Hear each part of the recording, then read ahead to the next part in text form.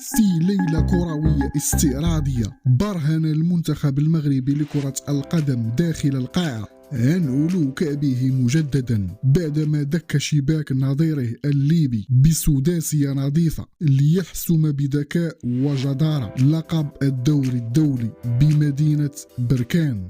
كتيبة المدرب هشام الدقيق لم تمهل الخصم طويلا، حيث تناوب على تسجيل المهرجان التهديفي كلا من القناص هشام المسرار هدفين، إدريس الرئيس الفني إسماعيل أمازال محمد رضا مديح، فيما وضع الحارس يوسف بن سلام بصمته الخاصة بتسجيل الهدف السادس. بهذا الانتصار الكاسح يرسل أسود القاعة رسالة إنذار شديدة اللهجة لكبار القارة، مؤكدين جاهزيتهم التامة للدفاع عن القميص الوطني في نهائيات كأس إفريقيا للأمم المقبلة.